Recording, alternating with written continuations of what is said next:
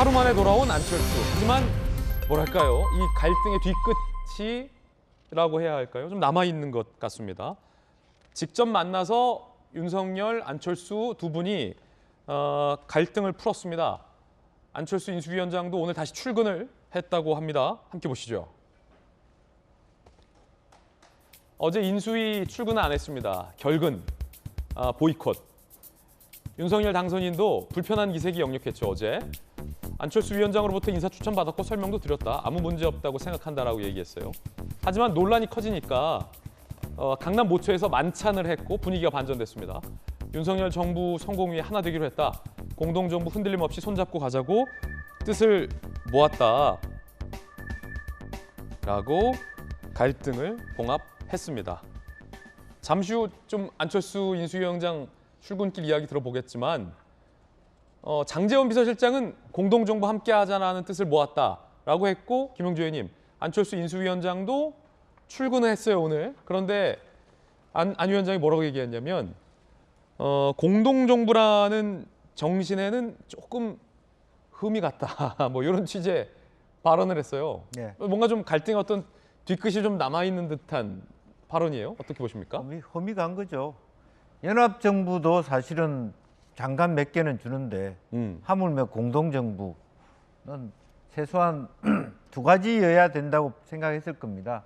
크게 보면 어쨌든 한두 자리는 장관 자리는 안철수계에 줄 것이라고 생각했거나 또 하나는 최소한 과학기술부 장관과 보건복지부 장관을 결정할 때까지는 최소한 안 위원장의 의견을 좀 청취하는 그 프로세스가 있어야 되는데 공동정부 정신이 훼손될 만한 일이 있었다 이렇게 얘기했군요. 네, 네. 그런 부분에 대해서 전혀 자기도 신문 보고 알았다 이런 것들은 굉장히 패싱당했다는 그런 생각이 들었을 겁니다. 네. 그래서 뭐든지 종이로 써야 돼요.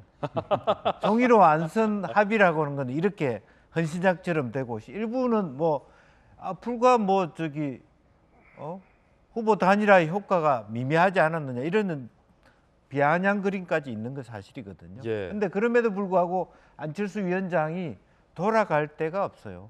협조할 수밖에 없다는 걸 이미 알고 들어오는 거예요. 아, 그렇습니까? 네, 실제로 명분적으로 보더라도 이런 문제는 있습니다. 앞으로 보건복지부 장관의 경우에는 전문성 또 안철수 위원장이 제시한 인물보다 더 낫다는 그런 보장이 돼야 되는데 지금 여러 가지 말하자면 흠결이 생길 때 더 마음이 안 좋을 거예요. 내가 내 사람보다 나쁜 사람을 올려놓고 더 좋은 사람을 뽑았다고 하는 당선자의 이야기가 납득이 안 될 수 있습니다만 어쨌든 안 위원장의 처지가 굉장히 딱하게 됐다. 그런 건 우리가 알 수 있을 것 같습니다. 윤석열 당선인이 3차 인선 발표 전에 했던 발언 그리고 그때의 질의응답 장면도 한번 다시 들어보시죠. 공동정부라는 거는 함께 훌륭한 사람들을 찾아서 우리가 임무를 맡기는 것이지 누구 사람이라는 게 따로 있는 게 아닙니다. 안철수 위원장으로부터 추천을 받았고요.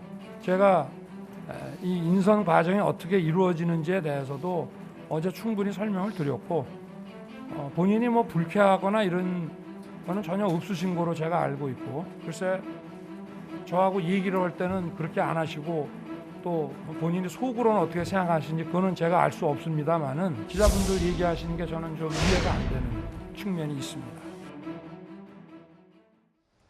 자, 지금 뭔가 양측 모두 다 어떻게 지금 봉합은 했는데 지금 윤석열 당선인의 이야기에서도 아니 나랑 얘기할 때는 전혀 기분 나빠 안 하시고 속으로 글쎄 어떻게 생각하실지 모르겠습니다만 이런 발언들도 당선인도 좀 불쾌하다라는 입장이 있는 것 같고 안철수 위원장 봉합됐다고 어제 발표했는데 장제원 실장이 두 분 만찬하고 오늘 출근해서 공동정부 정신 훼손됐다. 또 약간 뭔가 뒤끝이 남아있는 발언이 나오고 김병민 전 대변인은 잘 아시니까 봉합된 것 맞습니까? 안철수 위원장이 이제 인수위원장으로서 남은 시기가 얼마 남지 않았습니다. 하지만 적어도 윤석열 정부의 초대 초대가 아니죠. 그 인수위원장을 맡으면서 앞으로 국정의 5년의 밑그림을 그리는 모든 역할들을 중점적으로 맡게 된 것 아닙니까? 내각 장관이라고 하는 자리에 인선 몇 명을 통해서 누구 사람이 들어가냐 마냐에 대한 내용들을 만약 국민들이 지켜보게 된다면 혹시 자리 나눠먹기로 비춰지진 않을까 걱정과 우려가 되는 지점들도 있지 않을까 생각을 합니다. 보다 중요한 건 장관도 역시 마찬가지로 내각에 있는 구성원의 국무위원 한 사람으로서 역할을 다하게 되는 것이고 안철수 위원장이 인수위에서 만들어내게 되는 국정 운영에 대한 새로운 5년의 청사진을 바탕으로 대통령실 그리고 내각 그리고 앞으로 있게 되는 당에서의 또 이 세 축이 제대로 함께 움직이면서 국정을 이끌어 나가는 동력이 될 겁니다. 여기서 안철수 위원장도 넉넉하게 함께 새로운 공동정부 구상을 위해서 늘 노력해왔고 함께할 것이라고 믿고 있고요. 사람에 대한 측면 한 명 한 명을 놓고 생각하게 되면 안철수 위원장도 다소 아쉬운 면이 있을 거고 당에 있는 사람들도 다소 아쉬운 면이 있을 거고 누구든지 100% 만족할 만한 인사를 찾기는 어려움이 있을 거라고 봅니다. 이 지점에서 생각의 차이를 좁혀나가게 되는 게 정치의 일환이라고 생각하기 때문에 어제 저녁 윤석열 당선인이 안철수 위원장과 회동을 통해서 넉넉하게 많은 얘기를 나눴다고 생각하고요. 얘기가 나온 것처럼 보건, 의료, 과학기술 등에서 안철수 위원장이 전문성을 가지고 함께 조언하고 같이 국정을 끌고 가기 노력하는 지점들이 남아있다고 생각합니다.